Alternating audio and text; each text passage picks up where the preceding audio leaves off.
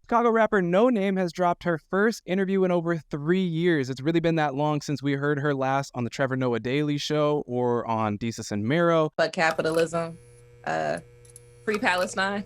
And in those interviews, she really was talking more about her Noname's book club initiative. It's been a long time since we've gotten an interview that was just about her music and her creative process, which is what's covered in this nearly 2-hour-long interview. I didn't end the album with no answers. I don't have none. Like, I be critiquing the government all day long, and they still take half my check and go kill black people across the world with it. Like, What's up, y'all? I'm Devon here again for Obligatory. On this channel, we do a weekly music news segment every Friday. Today is September 29, 2023. At the end of this video, we're going to be talking about 5 pretty exciting album announcements or teasers that got put out there for potential projects that could be coming soon. Like I said, Noname does very little in the way of PR or rollouts around her albums. She's not big on music videos, and she damn sure is not doing these interviews very often. So that makes the story even more interesting of how this particular interview came to be. And I couldn't be happier that this ended up in the hands of Eric the Young God. This is one of my favorite YouTubers for years and years and years. I've actually had the pleasure of interviewing him myself. And as it turns out, you learn in the beginning of this interview that she actually asked him to do this interview. I wanted to break down a few of my biggest takeaways from this interview. And the first is, honestly, Noname is not nearly as smart as I think a lot of people think that she is. And I say that as someone who loves her music, finds her brilliant, and thinks she's an all-time great rapper. But her insightfulness has become like a brand that she has not been able to get away from. And I think that really plays into the Jay Electronica controversy that was a big deal ahead of the release of this album. it feels like I'm being misunderstood, like people do not see me, especially when it came to the J-Lec thing, because I felt like a lot of that was just very unfair. Now, if you're unfamiliar, Jay Electronica is a rapper who's been around for a long time, much longer than Noname, and has been an influence on Noname in her rapping style. And to be honest, he's an amazing rapper. He's an amazing talent behind the microphone, but his public affectations towards the Minister Farrakhan and the Nation of Islam, as well as his lyrics and certain public statements, have led many to feel like he's an anti-Semitic figure in hip-hop music. The interview really goes so much deeper than I can relay here, but I think the important aspect of what's being talked about is there has been this pedestal that Noname has been placed on, like she's some socio-political leader or leftist icon, because she simply talks about the things that she knows and has experienced as a black woman growing up in the inner city of Chicago. Because like you said, they look at you as like a leftist like hero, or they think that you might even present yourself as like the leader of the left when it comes to rap. So it's like, come on, we expect better out of you. This was definitely not the only Jay Electronica guest verse throughout the year. He's had several placements this year, and the response to those other artists has not been the same because they never bothered to say anything this important in the first place. So we don't really expect anything from them, and therefore the backlash that we would have for them just is kind of non-existent. I mean, even in this scenario itself, the energy towards Jay Electronica was not the same towards Noname because people were disappointed in her shattering this mold that they believe her to exist in. The second thing that I came away with is that she still really regrets this J. Cole beef that took place at the height of the COVID-19 pandemic, right around the George Floyd tragedy, which then manifested a song from J. Cole directed at her, and then her responding with a full-fledged diss track, Song 33, aimed directly back at him. There was a better way to go about it. Once the song came out, though, it was like you took the leash off of a dog at that point. Like there was nothing that was really going to be able to stop me. And I didn't have the fortitude at that point. Like, we get the sense that she's still not super proud of that moment in general, but there is some deeper insight into what was going on around that time and how she really felt in responding to him and, why she did that in the first place. My third takeaway is that Room 25, despite being revered by a lot of fans, is perhaps her least favorite project that she's released to date. Because I feel like that was what I struggled with Room 25. Like, I really don't. I know that's people's favorite album for me, some people, but I don't really like that project. In the interview, she pretty candidly expressed that she does feel the songwriting of Room 25 is a bit sanitized and all too cognizant of her newfound audience. And then my fourth and final takeaway from this fantastic interview is that I think the next Noname project is not going to be so socio-political. I'm trying to see the revolutionary nigga drop his album. I'm trying to see the nigga who just work at the post office and do regular shit. There's so many different people and they never really get highlighted. Because again, I think people literally think that behind the scenes, Noname is some social scientist, that she's an absolute bookworm, constantly educating herself on critical race theory and leftist politics and communism and shit like that. And I think what can be seen here is that the archetype of being a politically conscious rapper is just like any other popular archetype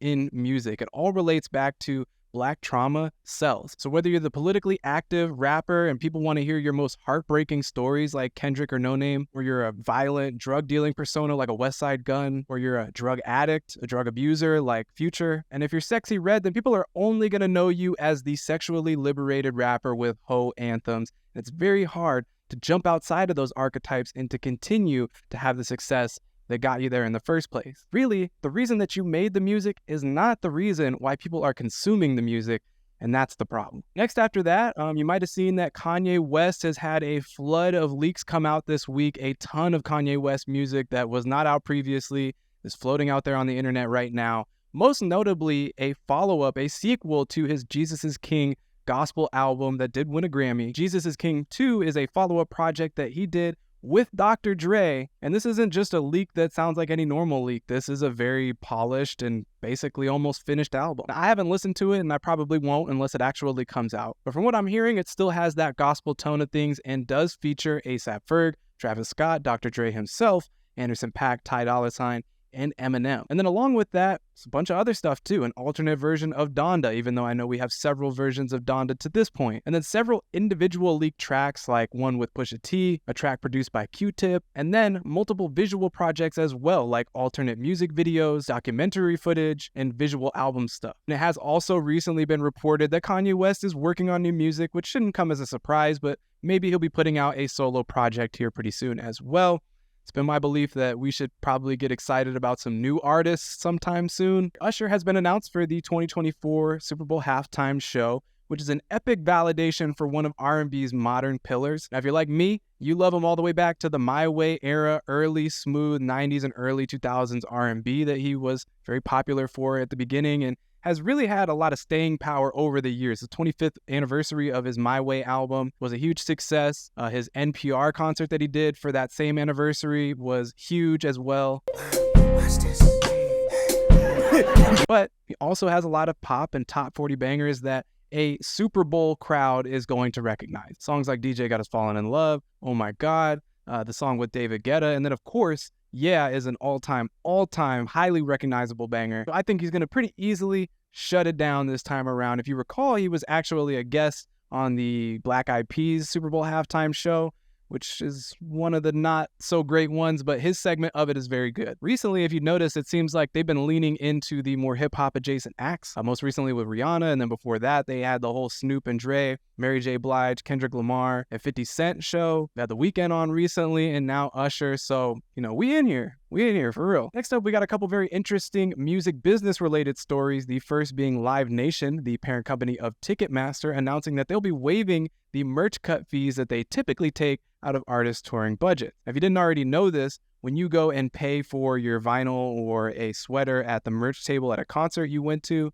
in a lot of cases, the owner or the operator of that venue is taking a chunk out of the proceeds from the merch sales. These can be 15, 30% even of the entire proceeds that they got for that night. And so this was a topic of conversation with artists like Jeff Rosenstock speaking out about why they were going to be charging different prices for the same merch at different locations along the different stops of their tours. And again, there was a little bit of noise, a little bit of pressure coming out from fans and from artists, but to be honest, it was very surprising to see that all of a sudden they're just waiving these fees. And not only that, they're giving $1,500 stipends to artists for each venue that they go to at Live Nation and perform at to help cover the cost of whatever it takes to tour. It's a lot of different things. This is a part of an initiative that they're doing in partnership with Willie Nelson. But I think when you look a little further into it, there are no guarantees that this is going on for longer than a few months. Maybe this is something that's over at the end of the year. And when you think about the $1,500 that they're giving out to artists to perform at their venues, that is cool, but that still may be hard on the artists. That still may be hard on the independent venues in those cities. Because something else that I recently learned that I didn't already know is that proximity clauses are a thing.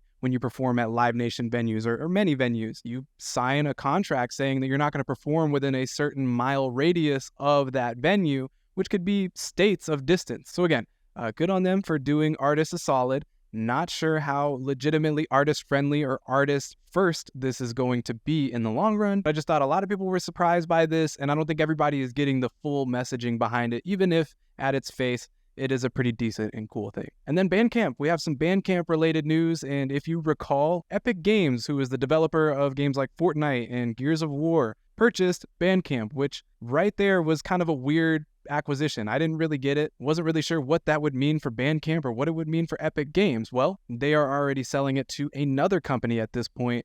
And I didn't really look too far into the details of what's going on here, but I will just say on its face, this is terrible for Bandcamp. And I think selling Bandcamp in the first place was a tough pill to swallow, because as soon as that happens, it's no longer as sacred to Epic Games as it was to the founders who had the mission statement that made this what it was. And that just gets diluted the more and more you sell it and pass it on to another entity and another entity. I still think Bandcamp is going to be a great platform for independent artists and really artists in general, providing them a storefront, providing them a direct-to-consumer model to be giving their music to the fans and to be getting paid in the process. I think, for the foreseeable future, Bandcamp is still going to be the bastion that it is, but it is definitely concerning to see it's now getting wrapped up in the minutia, the ebb and flow of just business ownership, acquisitions, and transition. And then Daft Punk, if you're a fan of them, you have been getting fed around this 10th anniversary of Random Access Memories, which now serves as their final album, as they have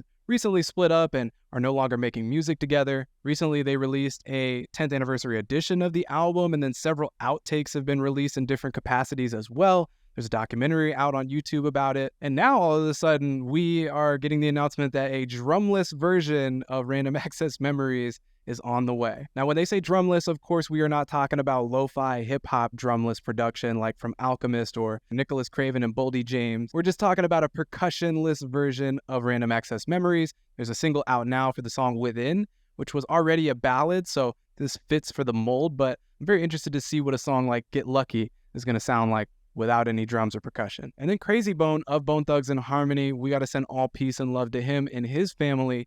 He admitted himself to the hospital after coughing up some blood, and it's been learned that he had a bleeding artery, which is a very serious ailment to be treated for. He's been in critical condition, and hopefully he makes it out and is better soon. As promised, we got a handful of album announcements, some teasers for potential projects coming out.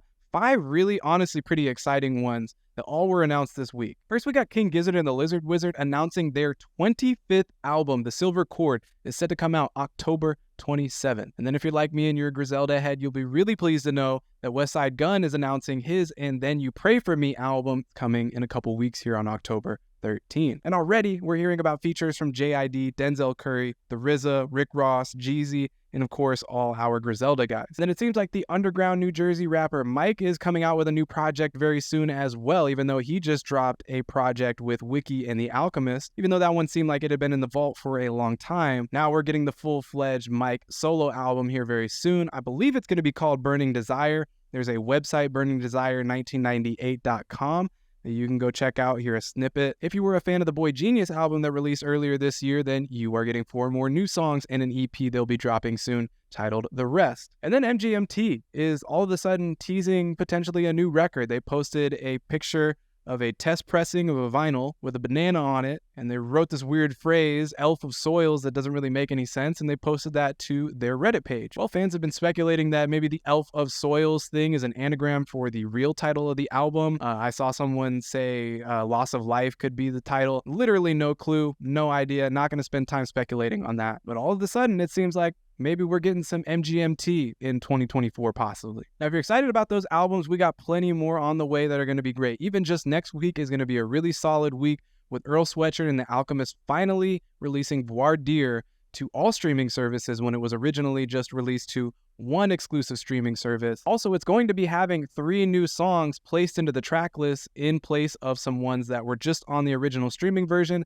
So that version will remain unique, and this new version will have some songs that you haven't heard yet. And then Sufjan Stevens' new album Javelin is coming out next week as well. We've actually done 2 recent videos regarding Sufjan Stevens. The first was everything we know about Javelin, given from the first single and the press release that was announced. And then more recently, Sufjan shared that he had received a rare diagnosis that has had him in the hospital for over a month, and he is regaining the ability to walk again, which is very sad. We break a lot of that down in what he shared as well. That was last week's video. Of course, my plans are to be back next week, next Friday here to talk about the next roundup of news stories that we got.